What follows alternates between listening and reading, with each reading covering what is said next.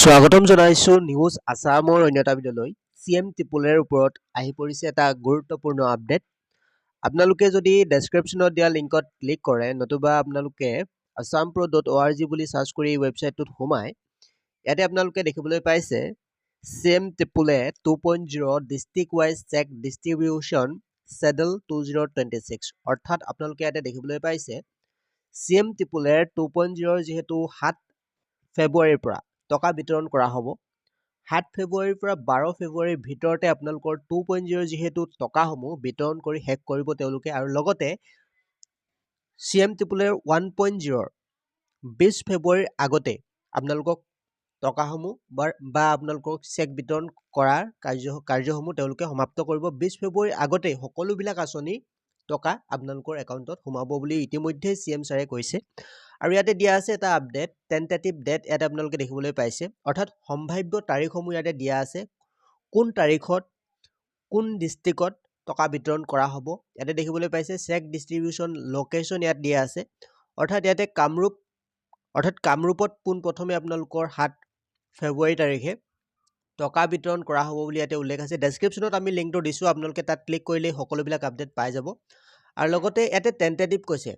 এইটো তাৰিখ ডাইৰেক্টলি কোৱা নাই যে এই তাৰিখতে আপোনালোকে টকাসমূহ পাব ইয়াতে 8 ফেব্ৰুৱাৰী তাৰিখে ডিব্ৰুগড় দেখিবলৈ পাইছে ডিব্ৰুগড়ত এখন সভা অনুষ্ঠিত হ'ব আৰু সেই ডিব্ৰুগড়তে আপোনালোকৰ 4খন ডিস্ট্ৰিক্টৰ চেক বিতৰণ কাৰ্য সমাপ্ত হ'ব বুলি ইয়াতে উল্লেখ আছে ডিব্ৰুগড় তিনচুকীয়া চৰাইদেউ শিৱসাগৰ অৰ্থাৎ ডিব্ৰুগড়তে আপোনালোকে সেই একেখন সভাতে এই 4খন ডিস্ট্ৰিক্টৰ টকাসমূহ বিতৰণ কৰিব বুলি উল্লেখ কৰিছে তাৰপিছত 9 ফেব্ৰুৱাৰী তাৰিখে ইয়াতে উল্লেখ আছে তেজপুৰত হ'ব সভাখন 9 ফেব্ৰুৱাৰী তাৰিখে বিশ্বনাথ শোণিতপুৰ দৰং তেজপুৰ এইকেইখন 4খন ডিস্ট্ৰিক্ট এই তেজপুৰতে আপোনালোকৰ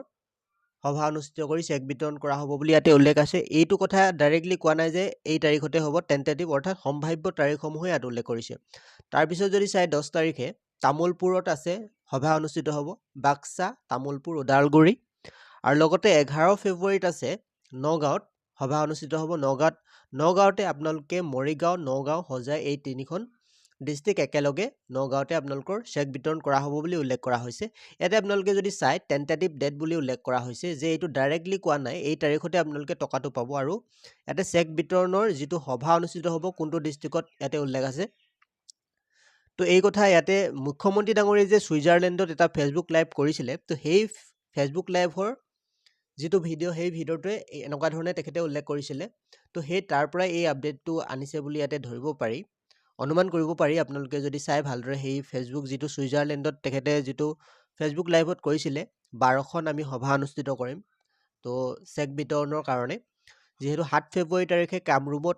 তেখেতলোকে প্ৰথমে চেক বিতৰণী কাৰ্যসূচী অনুষ্ঠিত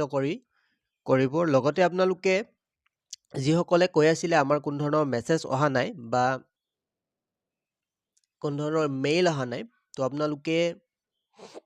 ডেছক্ৰিপশ্যনত দিয়া লিংকত ক্লিক কৰি ইয়াতে কিছুমান আপডেট আপোনালোকে চাই ল'ব পাৰিব ইয়াতে অলৰেডি যিহেতু চিএম ত্ৰিপুলৰ 2.0 ফাইনেল লিষ্টখন ডিক্লেয়াৰ হৈছে বুলি ইয়াতে উল্লেখ কৰা হৈছে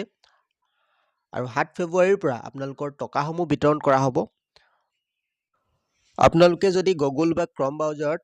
এনেকুৱা ধৰণে সাৰ্চ কৰে assampro.org এনেকুৱা ধৰণে সাৰ্চ কৰি ওপৰতে যিটো ৱেবছাইটৰ লিংক আপোনালোকে দেখিবলৈ পাইছে তাতেই ক্লিক কৰিব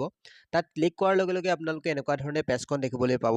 আৰু ইয়াত দেখিবলৈ পাইছে চিএম ত্ৰিপুলৰ 2.0 যিটো ফাইনেল লিষ্ট 2026 বুলি আছে তাত ক্লিক কৰিব তাত ক্লিক কৰাৰ লগে লগে এনেকুৱা ধৰণে পেজখন আপোনালোকে দেখিবলৈ পাব ইয়াত দেখিবলৈ পাইছে সকলোবিলাক আপডেট এনেকুৱা ধৰণে ইয়াতে দেখিবলৈ পাব